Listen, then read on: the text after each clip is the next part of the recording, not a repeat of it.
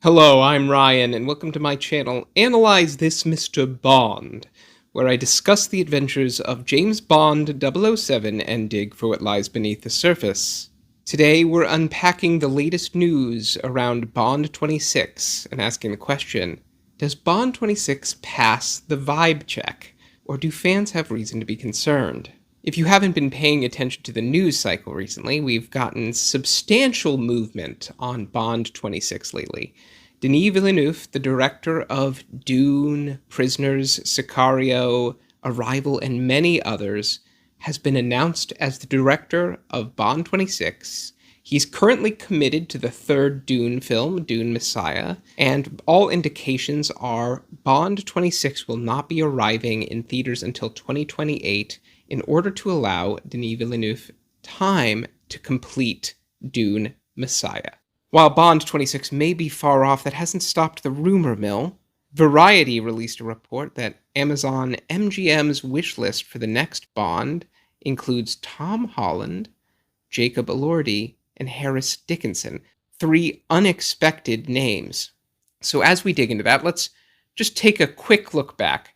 We've talked about the Craig era far too much on this channel, but you have to look back at what the Craig era did and where it left off to understand where Bond is going now.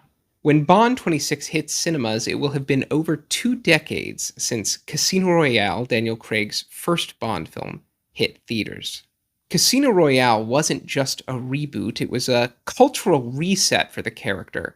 Daniel Craig's era saw Bond skyrocket in cultural significance to a height that he hadn't seen since the Roger Moore era. The more grounded, dramatic approach revitalized the Bond series and rescued it from irrelevance. But by the time the Daniel Craig era was drawing its close with its last 2 Bond films, Spectre and No Time to Die, that portentous weight began to feel heavy, it began to feel draining.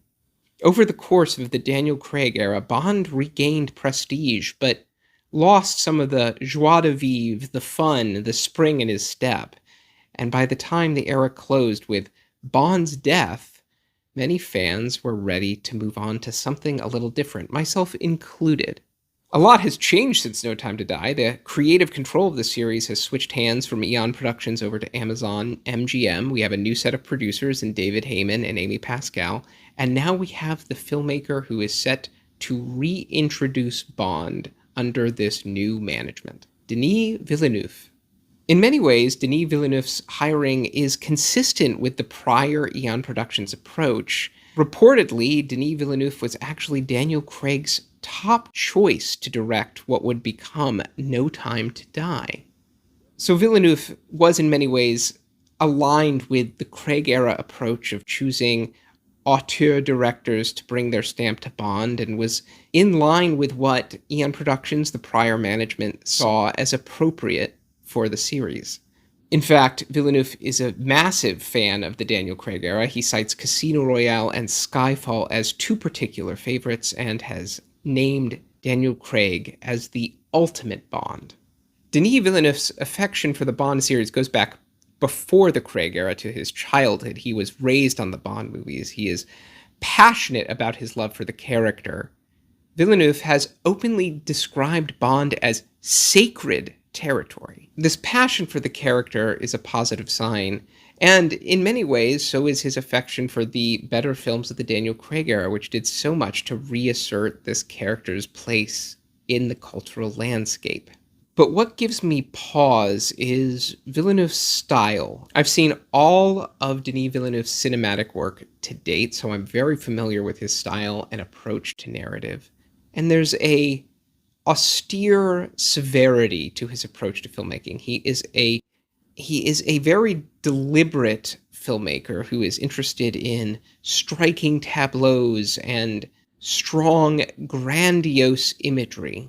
But there's also a chilly distance and a deliberate sense of pacing to Villeneuve's films that accentuate the psychological tensions at their core.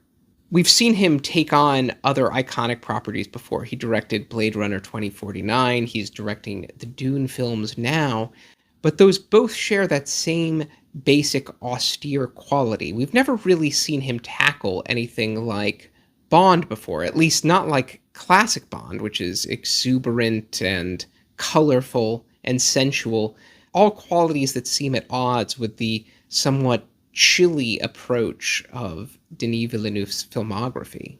And speaking as someone who, while I respected the Daniel Craig era, was very eager for the series to return to a sort of jaunty escapism, let's say to the territory of something like a Goldfinger or a Live and Let Die, I found myself out of step with the cheers of joy that surrounded the announcement of Denis Villeneuve as director for Bond 26. Most people seem very excited about this appointment, Bond fans and non-Bond fans alike, and I understand that. Denis Villeneuve is one of the most acclaimed directors working today. And I think the appetite for Villeneuve doing Bond, much like the appetite for the idea of a Christopher Nolan Bond, shows that in general, audiences haven't really tired of this grounded, dark approach to Bond stories. And the reception of Villeneuve, for me, raises a question whether, in the eyes of the audience, the series has somewhat more permanently shifted towards this more dramatic, grounded approach embodied by the Daniel Craig era. After 2 decades, audiences' expectations may have been reshaped to fit what the Daniel Craig era did for the character. After all, Casino Royale and Skyfall are 2 of the most significant films in the series. Younger fans may just see Bond as a darker, more dramatic character going forward. That might be a bitter pill for Bond fans who are fondest of the Connery and Moore years, those days of colorful fantasy. But times do change and characters change with it. And there's plenty of precedent in the novels of Ian Fleming for tinging fantasy with elements of tragedy. More than anything, I find myself concerned about Villeneuve's approach to pacing. He's obviously done great spectacle before. He's shown that he can do action on a grandiose scale, but he's never done a film that has what we might call a roller coaster energy. His films are, as noted, very deliberate. And while I'm excited at the prospect of suspense being a serious component of a Bond film once again, I'm also concerned about the prospect of Bond failing to recapture some of the roller coaster energy of old. It's something that was starting to dwindle a little bit in the Daniel Craig years.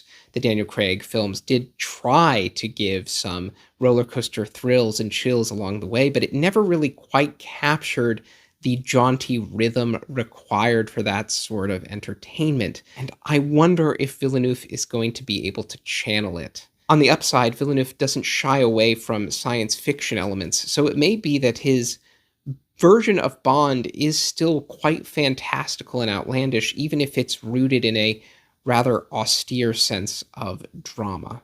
And of course, Villeneuve did grow up on the Connery film, so it may be that in tackling this project, Denis Villeneuve is able to reconnect with his inner child, and that will bring out some new textures in his filmmaking.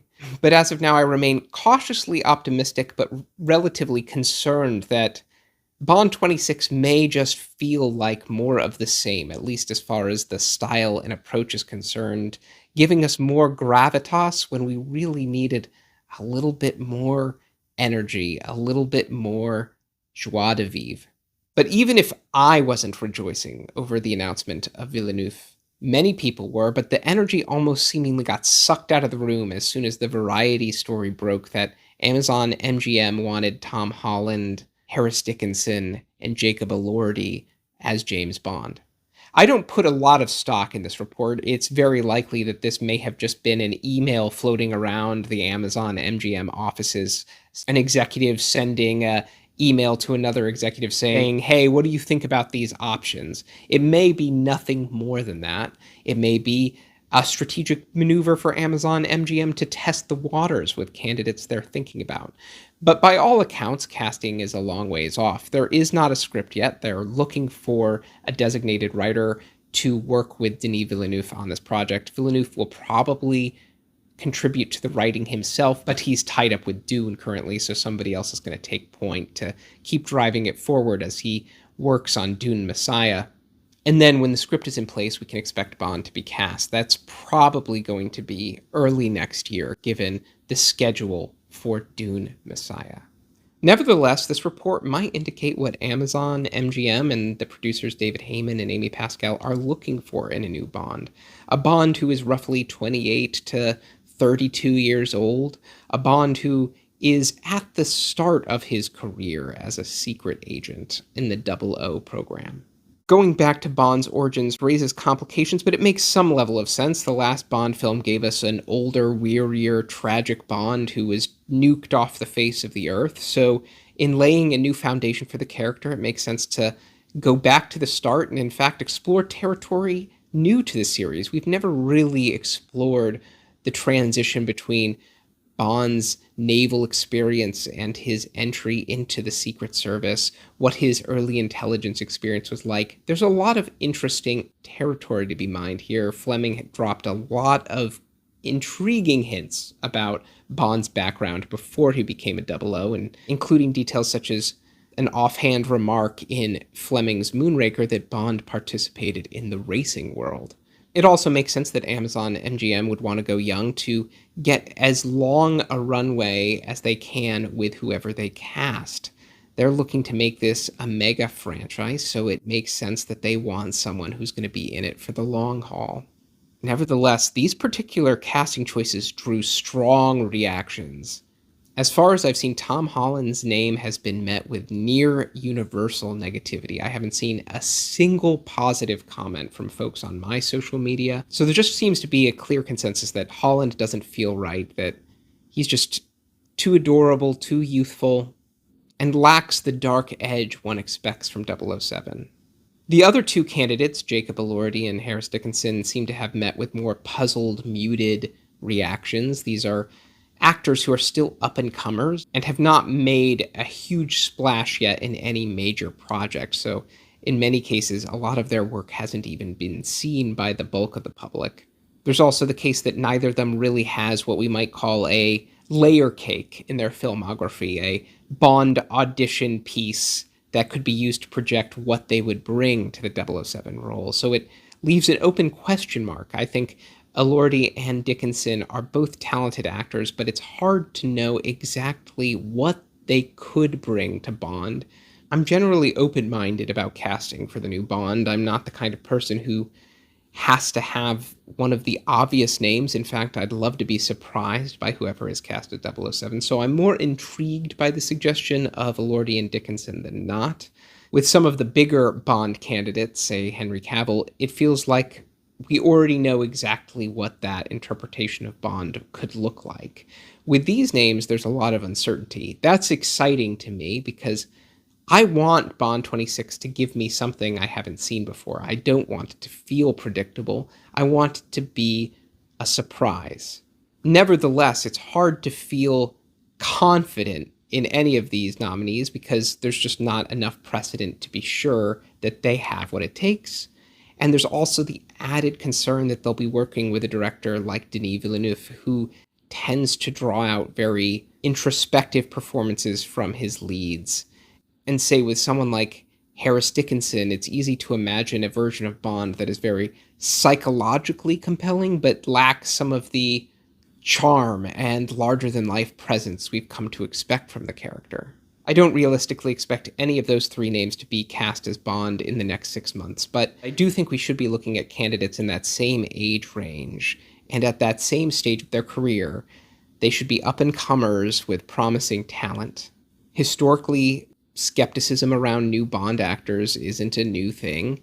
Bond would not be as culturally significant as he is today if the producers had always played it safe. So if David Heyman, Amy Pascal, and Denis Villeneuve take a risk in casting the new 007, I hope we'll all keep an open mind, even if that name invites some skepticism. To be completely honest, the idea of pursuing a younger 007 is not the direction I would personally have wanted to take Bond 26 in.